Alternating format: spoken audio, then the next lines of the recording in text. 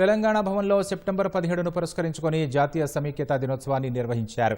BRS కార్యనిర్వాహక అధ్యక్షుడు కేటీఆర్ జాతీయ జెండా ఆవిష్కరించారు. తెలంగాణ అంటేనే త్యాగాల గడ్డ, పోరాటాల అడ్డా అని కొనియాడారు. తెలంగాణలో మరోసారి సంక్షేమ అభివృద్ధి రాజ్యం కోసం కేసీఆర్ ఆధ్వర్యంలో పోరాటం చేస్తూనే ఉంటామన్నారు.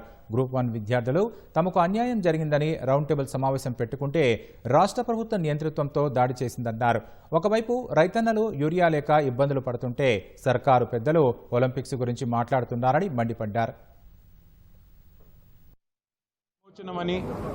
మరికొంతమంది విలీనమని, ఇంకొంతమంది విద్రోహమని రకరకాలుగా అనవచ్చుగాక, కానీ తెలంగాణ సాయుధ పోరాటంలో ఆనాడు వేలాది మందిగా, లక్షలాది మందిగా పాల్గొని వేలాది మంది అసువులు బాసి ఆనాటి రాచరిక వ్యవస్థకు వ్యతిరేకంగా పోరాడి మనకు ఇవాళ స్వేచ్ఛావాయువులు వచ్చినాయంటే ఆనాటి అమరవీరుల త్యాగాలు మనందరికీ ఆదర్శం.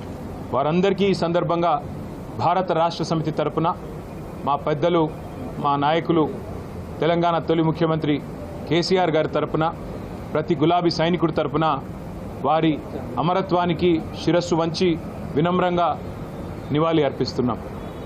ఒక షేక్ బందగి, ఒక దొడ్డి కొమరయ్య, ఒక ఆరుట్ల కమలమ్మ, ఒక ఆరుట్ల రామచంద్రారెడ్డి గారు, రావి నారాయణ రెడ్డి గారు, ఇట్లాంటి ఎంతోమంది పెద్దలు ఆనాడు పోరాట స్ఫూర్తితో బండెనక బండి గట్టి అనే అద్భుతమైన కవితలు రాసిన పెద్దల స్ఫూర్తితో మరి భవిష్యత్తులో కూడా ప్రజాస్వామిక ఉద్యమాలు నిర్మిస్తూ తెలంగాణలో తిరిగి సంక్షేమ రాజ్యం రావాలని, రైతు రాజ్యం రావాలని, తెలంగాణ ప్రజలు స్వేచ్ఛగా ఊపిరి పీల్చుకునే మరి నియంతృత్వ పోకడలు లేని ప్రజాస్వామిక వాతావరణం రావాలనే ఆశయంతో కేసీఆర్ గారి నాయకత్వంలో పోరాటం చేస్తూనే ఉంటాం.